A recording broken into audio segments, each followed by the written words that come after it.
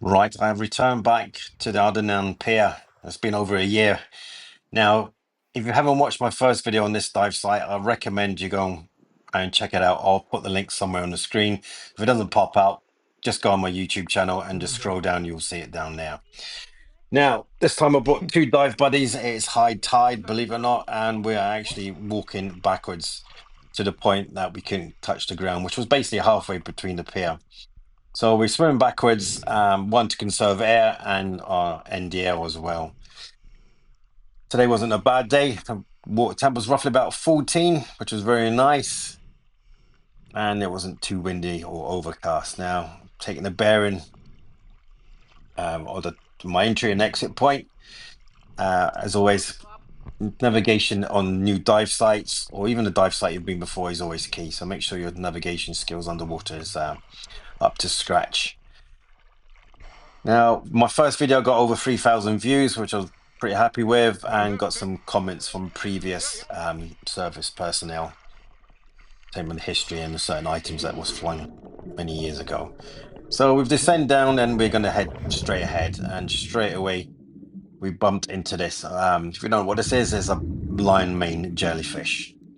Now, if you can spot, there's not much tentacles on this. I don't know if the lion mane jellyfish is actually dying or has been attacked by many fish and feasted on these tentacles. I'm not really sure.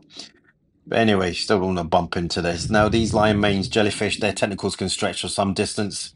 You probably get stung first before you actually see the main body of the jellyfish. So always keep an eye out. Still great to watch them float by. Now, first thing I came across was this. I haven't got a clue what it is. It seemed like it was cemented in. It's a metal structure. I don't know if it's a tie of bolts or some sort. If you know, please leave a comment below. Here's another item. This was quite heavy. And I don't know what this is. I don't know if it's been cut off from a boat or from the pier or something else. Unfortunately, every movement of item I find, there's a lot of silt. Very silty area this is. I don't know if you can make it what it is. Again, I don't know what it is. But it was heavy, that's for sure. Numbers compass bearing, make sure I'm heading in the right direction. Now, again, I got a bit excited here. I thought this was like an American or US serviceman or Navy number plate, but it was just a bit of plastic, unfortunately. And the search continues to see what else we can find. Around this area is a lot of metal structures. Again, couldn't really make out what it is, if it's come off a boat or the actual pier. This thing, I don't know, it could be look like from a lamp. That's the metal, bit of metal around it. Couldn't make out what it was. Here, got a bit excited again. This, I thought I found another torch, what I found last time, but unfortunately this looked like, I don't know, it was quite hard. I don't know if it was rubber piping or a battery. Don't know what this is. But saying that, it wasn't long before I found, can you guess what it is yet?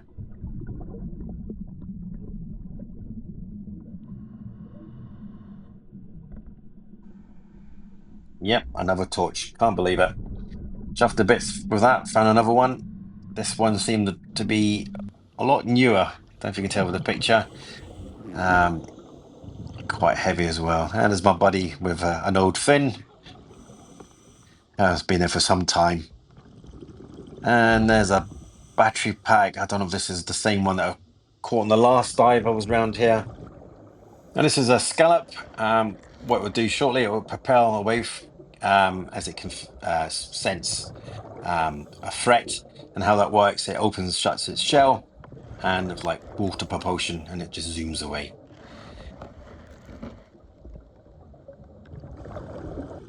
Came across this lobster in the cone, traffic cone, and this reminded me of iconic monument in Glasgow of the Duke of Wellington. I'll put a picture up here and you can sort of see the difference or the comparison.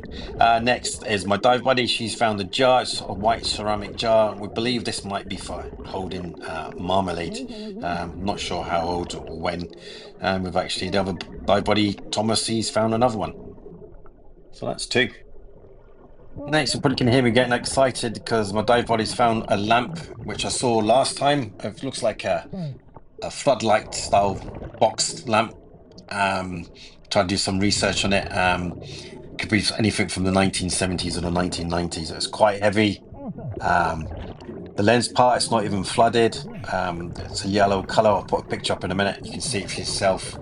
Um, it could, again, been used by the US sailors or from the pier. Again, if you know what this is, or you've used it, please put a comment down below. We really appreciate it. Now, come across this, initially thought it looks like an old-fashioned big bath plug. Obviously, it's weighted as a massive chain, you can see. And you see in a minute, I actually thought this was that's from the bottom going up to the top. You see it in a minute now. I thought this was a solid structure. I'm thinking, what the hell is this? But on close inspection, actually touching it, it's actually a rope, and it's just absolutely covered with marine life. I believe right at the top there's actually buoy, but as you can see, there's a lot of mussels, crabs made at its home. Now, this is not an underwater flower, it's actually a worm. It's called a peacock worm. It's a filter feeder. Get close and it'll quickly go into its shell. Now, Thomas has found with his PDI a portable radio from Sony, and obviously not working. As one of you sailors many years ago decided to chuck it over the side because it had run out of batteries. Who knows? Now, we come to the end of the pier. On the first dive, I actually thought it was one barge. There's actually two.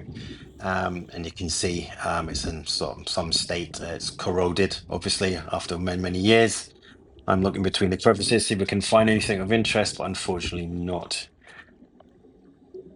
So on the dive, if you notice, found another torch and a lamp, and we found two marmalade jars. And in the end, I'll show you a bottle that I found, I believe, from the 1920s and 40s. It's like a sample bottle that will pop up later in the video. Come across sort of underneath the pier. I know it's a bit dangerous, but just quickly popped the head in and out. That's a lobster pot. Thankfully, no lobsters or crabs stuck in there. And that's empty. So we're heading back, and then we've come across another line mains jellyfish. This one's a juvenile one. You can tell by its size, and you can tell by the tentacles. It's probably about 1.5 meters. I don't want to get too close, even though I'm fully covered in my dry suit, my hood, and my gloves. As you can see, just floating past them. So that's me returned. Will I return back again? I don't know. Who knows? Maybe return back. So we're heading back. So thanks for watching this video. As again, if you haven't watched the first one, please do. And if you like my contents, please like and subscribe. Sorry I didn't find anything of major interest, but to be honest, I'm happy with a lamp and another torch. This is the bottle I found. It's from the 1920s, 40s. It's a sample bottle.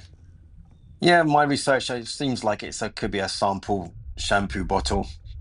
Right, guys, I hope you enjoyed the video. As I said, sorry I didn't find anything of interest. Who knows, maybe next time. If you haven't already, please like and subscribe and share. And I'll see you on the next one.